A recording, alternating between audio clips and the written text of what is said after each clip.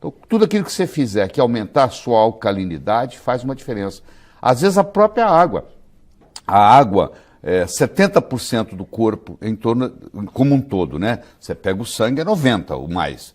Mas 70% do corpo como um todo é água. É o nutriente mais abundante que existe no corpo.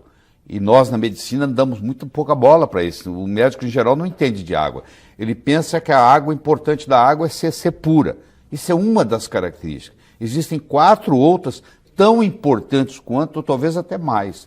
Por exemplo, o pH, que nós acabamos de dizer, quanto mais, mais alto for o pH da água, melhor. Ele tem que ser, no mínimo, igual ou superior ao pH do sangue, ou seja, a água ideal ela tem que ter de 7,35 para cima de pH.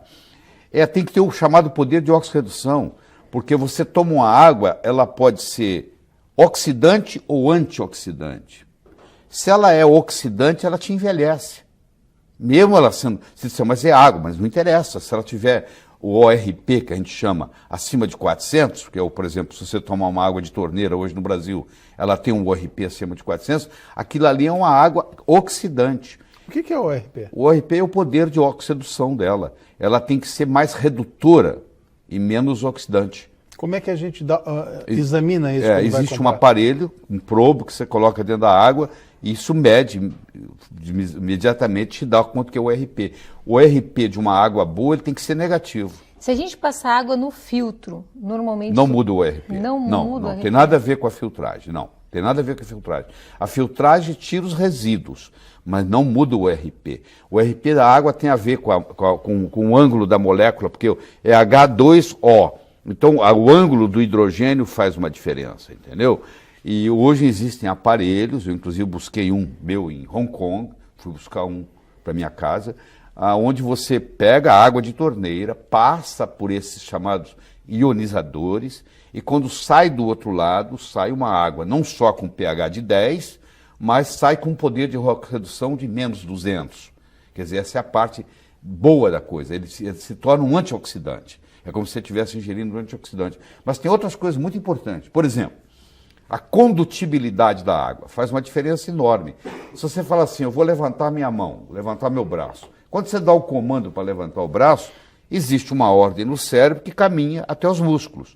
Bom, isso é conduzido, é um estímulo que é conduzido, onde a água faz parte. Só que se a água não tiver eletrólitos, essa condutibilidade diminui a velocidade. Então, por exemplo, um atleta que toma uma água de baixa condutibilidade, a performance dele atlética cai tremendamente. Vou dar um exemplo de uma água de baixa condutibilidade. Toda água que for por osmose reversa, as pessoas me perguntam, o que eu faço com o meu filtro de osmose reversa? Joga ele fora, ou dá para o inimigo. Porque na farmácia você deve usar água de osmose reversa, porque eles estão fazendo diluições. Mas para você beber no dia a dia, e tem muita gente vendendo filtros de osmose reversa para casa, e a pessoa não sabe, compra e pensa que é um grande negócio, filtra tudo, inclusive os minerais importantes. Esse aqui é o problema. Você vai dizer assim, mas na Arábia Saudita, eles pegam água do mar, fazem a osmose reversa e tomam essa água. Bom, mas só que eles fazem a osmose reversa e quando chega do outro lado, eles fazem uma remineralização da água. Aí a água volta a ter os mesmos minerais de antes. Isso é um processo complicado, não é uma coisa simples que você vai acrescentar. Então a minha recomendação é o seguinte, água destilada não se pode tomar, água chamada purificada não se pode tomar, e tem no mercado, está cheio disso. E água por osmose reversa não se pode tomar. Então, se uma pessoa que toma água por osmose filtrada, por osmose reversa, durante muito tempo, ela desenvolve osteoporose, por causa da água. Você vê que coisa absurda. A água pode engordar, você sabia disso, Ana? Não. A água pode engordar. Por exemplo, se você comprar uma água que vem de Natal, ela não vai vir aqui para Porto Alegre de avião, ela vai vir de caminhão. E vai ter uma hora que vai dar meio-dia. E vai ter uma hora que o sol vai estar quente. E o sol vai bater no plástico do container onde ela está vindo. E aquilo vai liberar xenoestrógenos. E esses xenoestrógenos são absorvidos no seu corpo. E eles não são biodegradáveis. Então, por incrível que pareça, a melhor água é aquela cuja fonte está mais perto de você. Se você conhece uma água espetacular de Fortaleza e uma mais ou menos de Igrejinha, toma sua água de Igrejinha, que é pertinho daqui, entendeu? Quanto mais perto você estiver da fonte, melhor, porque os xenoestrógenos estão contaminando. Além disso, tem a tensão superficial da água, que aí depende muito do ângulo. Por exemplo, você já deve ter ouvido falar que se você colocar um magneto na água, você melhora a qualidade da água. Então tem garrafas de magnetizadas e tal. O que o magneto faz? Ele muda o ângulo do H2O, do hidrogênio. E quando ele muda esse ângulo, a tensão superficial diminui. Você imagina lá num capilar, Guilherme, onde quase que a água tem que subir contra a gravidade. Porque chega uma hora que ela tem que ir no capilar. E o capilar, às vezes, é contra a gravidade. Quanto mais baixo for a tensão superficial dessa água, mais ela vai subir. Por incrível que pareça, existe água que desidrata. Olha que paradoxo, porque a tensão superficial dela é tão alta que ao invés dela contribuir para a hidratação, ela puxa o que está lá. E ela acaba desidratando. Então, essa combinação da pureza, do pH, do poder de oxirredução, da condutibilidade, da tensão superficial, isso faz uma água ser remédio.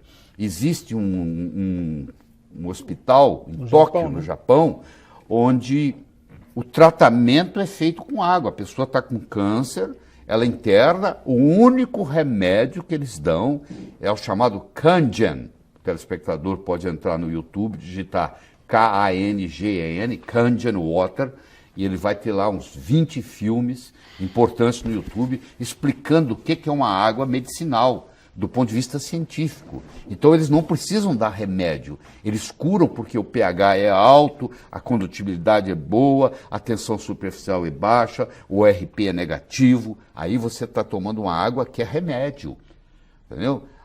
As regiões onde as pessoas vivem muito, você pega, por exemplo, região como Okinawa, como regiões até aqui no Equador, onde tem gente que vive muito mais de 100 anos, você vai ver a água é rica, por exemplo, em magnésio. Nós temos gente na Serra aqui, nós temos cidades na Serra onde as pessoas vivem muito. Pode Veranópolis, ser que... né? Veranópolis acho que é o lugar mais longevo do Brasil, né? A cidade mais longeva do Brasil, né? Tem mais longevos. Me diz uma coisa, mas tem como a gente... Tem como a gente... uma dica para quem vai comprar. Uma dica que a gente vai comprar. Hoje é lei da Anvisa, você olha no rótulo, tem o pH. Então o pH, aquilo ali é muito interessante. Se você comprar uma água, por exemplo, com um pH muito baixo, é quase como se você estivesse tomando um refrigerante. Quase como.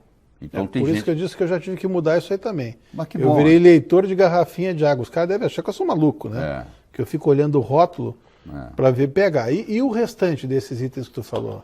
Isso aí você tem que ter aparelhos para medir, que não são caros não, viu? Eu tenho toda essa aparelhagem em casa, porque eu acabei de gravar um DVD em água, vou te mandar de presente, você vai adorar. Aliás, você está indo lá sábado, eu vou te dar de presente um. Eu acabei de gravar um DVD de 1 hora para médicos só sobre água, entendeu? Então você vai trazer o DVD atualizado. Você sabe, nós médicos sabemos muito pouco sobre água, né?